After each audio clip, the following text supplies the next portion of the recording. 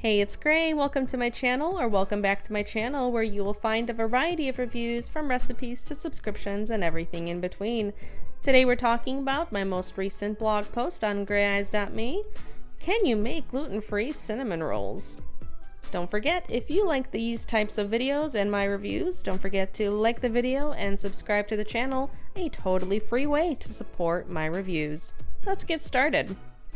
Being gluten-free, especially when it's due to intolerance or celiac diagnosis, means we can't exactly just eat a delicious pastry and then deal with the consequences that follow. The stomach aches and overall gut issues just aren't worth it. I've mentioned this plenty of times since switching this blog's focus to gluten-free centered reviews. We are living in a much better time to be gluten-free. So today I'm very excited that we're talking about cinnamon rolls. Yes, gluten-free cinnamon rolls. This week's recipe is by the Loopy Whisk, and I'll make sure to include the link in the description below.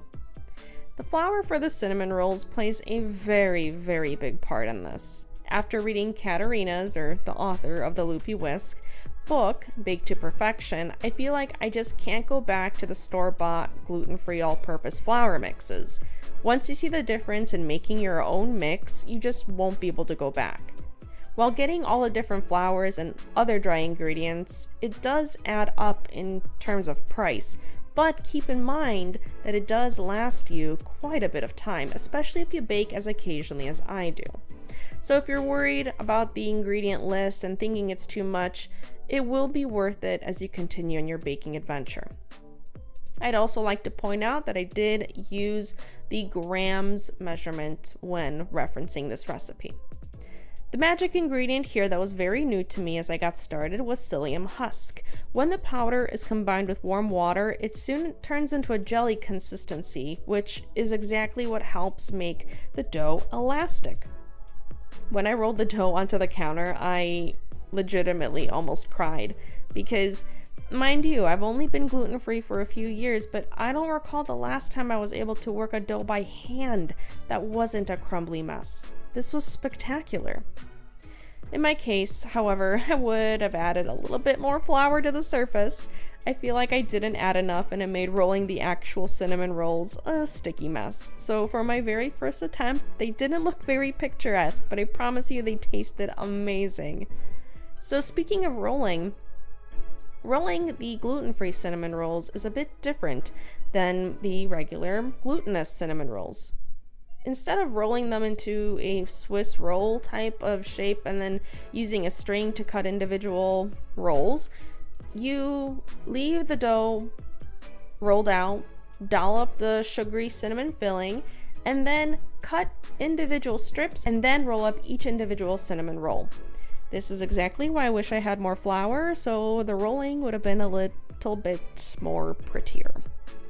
I'd call this my first attempt, just being nervous and emotional about getting it right for this review. But for my very first attempt, while my cinnamon rolls look like monsters, they turned out. They were really good. So do these pass as cinnamon rolls?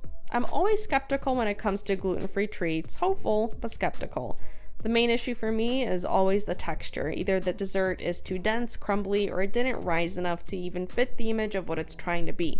Cinnamon rolls are large, fluffy, and sweet. These gluten-free cinnamon rolls check off this criteria 100%. Mine did end up, like I said, looking like monster cinnamon rolls. Not exactly the picture-perfect blogger image, but they tasted delicious. Did I need to sit down for a bit and consider slipping into a sugary coma? Yes. What I was really surprised at was the texture. These were legitimately fluffy, not at all dry or dense. It reminded me of trips to the mall when I was younger, when I convinced my mom to get a Cinammon to bring home. These tasted like a memory.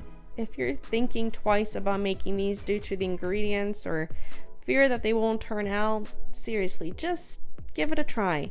I am no master baker, and these turned out as well as they could have for a first attempt, but they tasted incredible. My overall grade is a 5 out of 5. Katarina's recipe for gluten-free cinnamon rolls is exactly what you need when you're craving this sugary treat. With more trials and tests being done on these recipes, we're getting closer and closer to having a one-to-one recreation of so many of the things that we miss. This recipe is everything that I hope for, truly. As someone who gets so anxious in the kitchen when baking, this was a very peaceful experience. I had tried a few recipes by Katerina, and I cannot wait to try some more. If you're thinking twice about giving this recipe a try, this is my push for you. I hope you give it a try. Thanks so much for watching and listening. I hope to see you in the next one, and until next time, stay gray amazing.